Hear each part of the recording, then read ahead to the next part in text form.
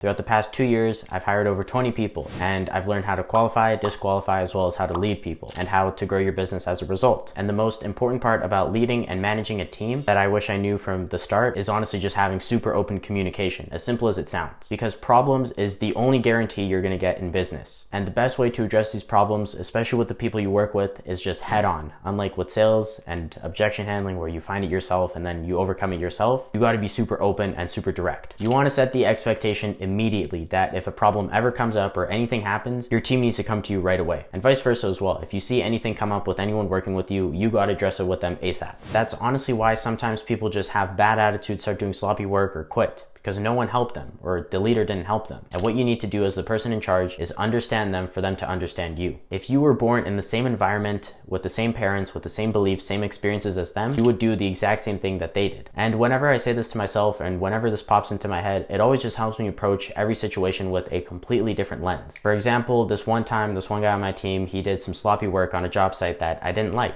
So after the work day, I told him to come with me away from the team and everyone else, and I just beat the shit out of him. I'm just kidding, I didn't do that.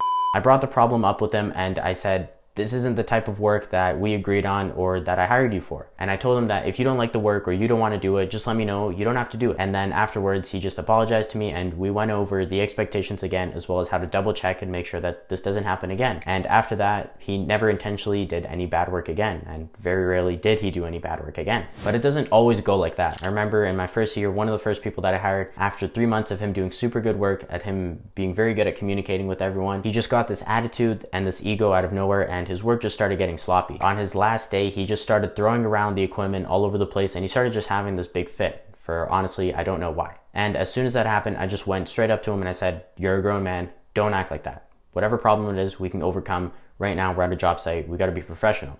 And he said, okay, and then he just kept on working. And from his fit, he ended up breaking some of the equipment, and about another hour later, he just started his fit again. He just started moaning like a baby again. I still don't know why. But this time he starts yelling at me. And this time I was a lot more direct with him. I was like, don't ever talk to me like that, ever. I've never shown you that kind of treatment. I've always shown you some respect. Show the same to me. It didn't go the way I planned. He just started yelling more. And by this point, I just knew, okay, there's no hope in this. I just pulled out my phone, went on my banking app, sent him his final pay, and told him, don't worry about any of this, just go home. And don't worry about coming out anymore either. Also, if anyone needs a quick fire script, I'll put mine up right here.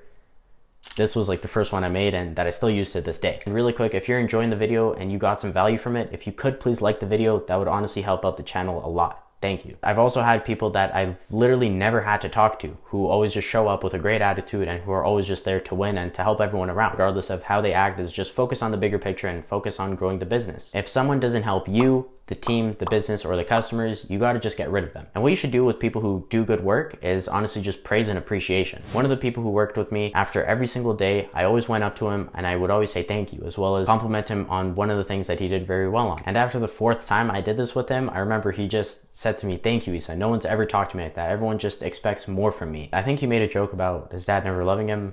And that guy was an amazing person to work with. And one thing as well is he just led the rest of the team through example. So essentially, be ready to drop the shitters, help the people who need help, and be ready to praise and give appreciation to the people who do the good work as well. People don't just work for money. They work for the work environment that they get, as well as the praise and appreciation that they get for their work. Give that to your team and your team will just give so much more to your customers. The ROI is honestly unbeatable. What an amazing ROI that is. But before you could do this, you of course need a team, depending on where your business is at. Don't just hire people for the sake of hiring people. Only hire people if you need to delegate and if you can pay them. And of course, if you guys both need the work. And the way that I found good people to work with honestly just came from trial and error. Most of the people that I hired my first year of business, I would not hire again. And most of the people that I hired my second year of business, I will continue to work with them. And the first thing for me when it comes to hiring great people is honestly hiring people with a similar mindset as you, not necessarily the same skills, but who have the same views as you on work. Because working with people who are similar to you is much easier than working with people who are different than you. Say you want to build a huge real estate portfolio in the next year, it's gonna be very hard working with someone who just wants to party all his life. Of course, that's an extreme example, but I'm sure you get what I mean. For me, my first hires in business were honestly just my friends. And this is an unpopular opinion that I have, but if your friends aren't working with you or you guys aren't bettering each other in some way, you guys shouldn't be friends. Those friendships are honestly just useless. The friendships where people are just friends because of drugs, alcohol,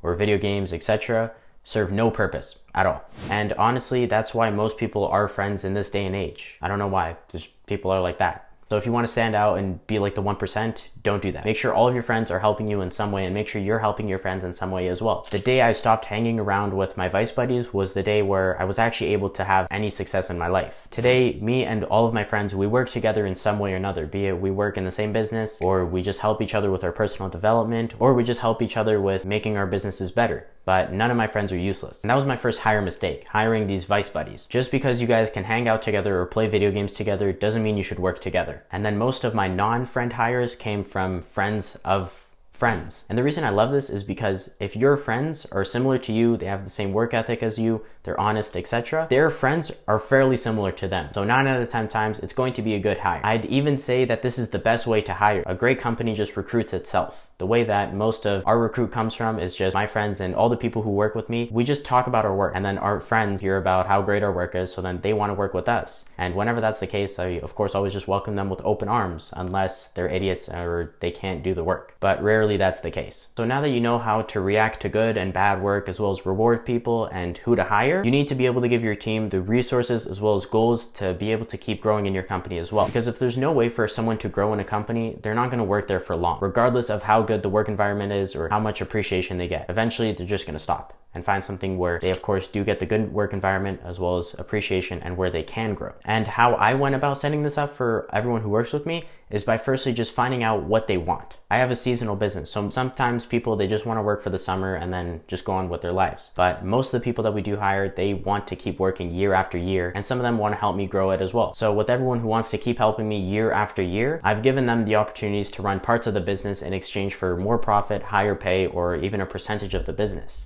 Honestly, you will go further with others, but not just anyone. You really need the right people around you if you want them to be higher ups and take more charge in the business, especially if you're going to give them a percentage of something. Right now, I'm currently at this stage, so after this next season where we test out this bigger operation with more people taking bigger roles in different areas, as well as more sales reps and more people doing the work, I will let you know how that goes, as well as the lessons I've learned and how to replicate it yourself as well. Because I don't want to teach based on theory, I want to teach more based on my experience, my successes, and my failures. So subscribe to keep up with the journey. If you want any personalized or contextualized help with applying any of this to your business, click the first link in the description. I will help you out. Join our free community, the Discord. That way you could be around more like-minded people, other business owners, as well as me. Because again, growing with people is much better than growing solo. So thank you so much for watching to the end of the video. It honestly does mean a lot to me. And yeah, with everything being said, enjoy the rest of your day. Have a good one. Bye-bye.